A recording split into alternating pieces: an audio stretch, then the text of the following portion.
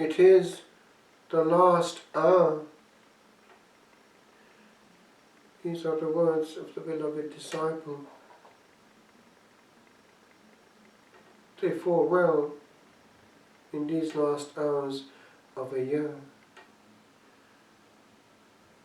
They are between midnights of changes of the year and the following midnights a year later. Things that happen, deaths, accidents, the unexpected, sentences of death, e.g. cancer, breakup of religion, of relationship, things that go really awry. What will the next year hold? We do not know.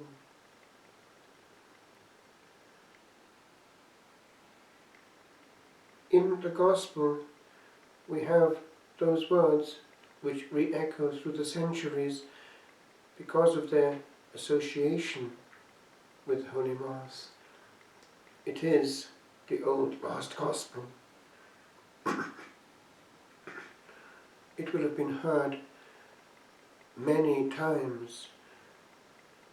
If one thinks of all the celebrations of Holy Mass until the changes in 1969, and all those that still happen in the Old Rite to this day, one thinks of the way in which this last Gospel shielded the presence. It is a reminder that the Word dwells in us. Every Holy Mass is Christmas. There is, in Greek, this taking up the tabernacle. Eskenosen, the root of skena is there, the tabernacle which we are. He tabernacled among us. We are as much tabernacles as the tabernacle of the altar, that point, really and truly present, as he was in the womb of the Blessed Virgin. And Blessed Anne Catherine Emmerich saw how at the moment of the birth of the Lord, which was miraculous, suddenly she felt that the presence was outside her, and she adored. How many graces evaporate because we are not present to the presence while the presence is there in us.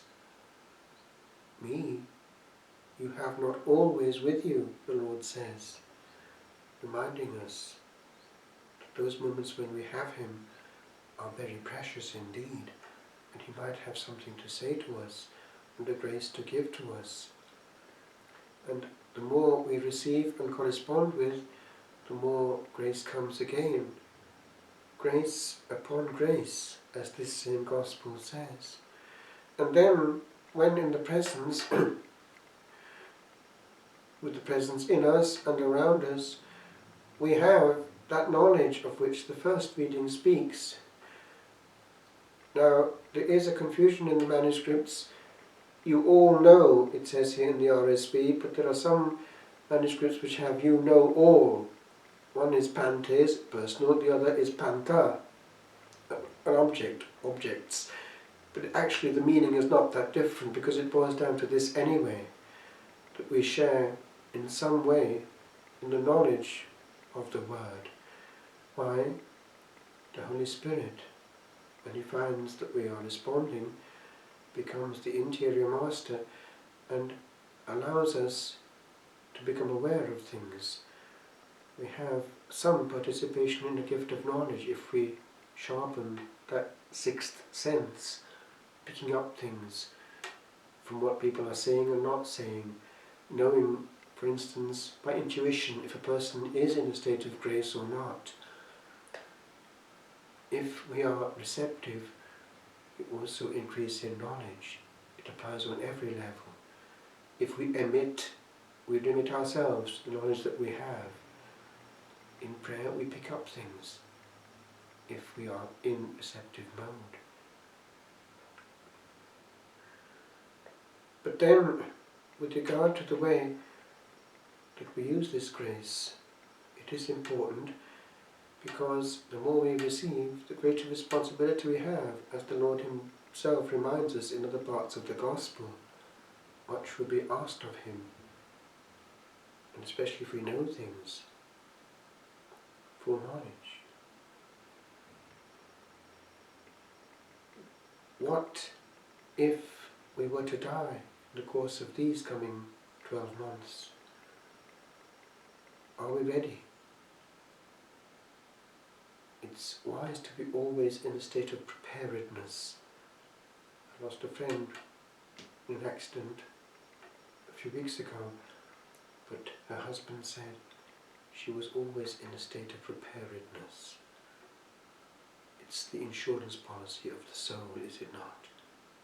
We need always to be fully paid up. Therefore, never going to sleep without being in peace with Him. The examination of conscience at Compline is important. Regular confession, regular. And if it's frequent, at least every fortnight, we obtain also all the plenary indulgences in the meantime. I often think of the way in which some people have a short innings, and it should make us grateful for every single day that we have. After all, we're all playing into extra time. Every moment is a bonus. Every breath is a free gift, never to be taken for granted. Think of the way in which some people are taken very early, when they have yet much to offer humankind. One of the greatest brains that we had in literature, in the English-speaking world at least, was the very young Keats. He was going to be a doctor, and he was preparing for medical studies when he was nursing his brother, who had tuberculosis, and one day he himself started to cough blood, and because of his medical studies he knew what that meant. He'd already stopped his medical studies to devote himself full time to writing poetry, because he knew he had the gift.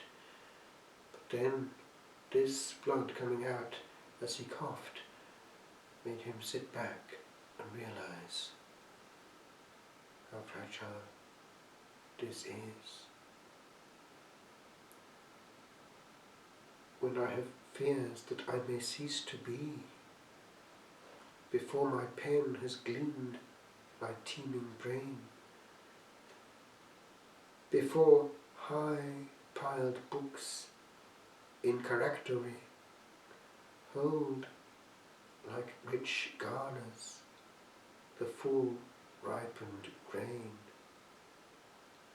when I behold upon the night's starred face huge cloudy symbols of a high romance, and think that I may never live to trace their shadows with the magic hand of charms. And when I feel, fair creature of an hour, that I shall never look upon thee more, never have relish in the fairy power of unreflecting love, then on the shore of the wide world I stand alone and think, till love and fame to nothingness do sink.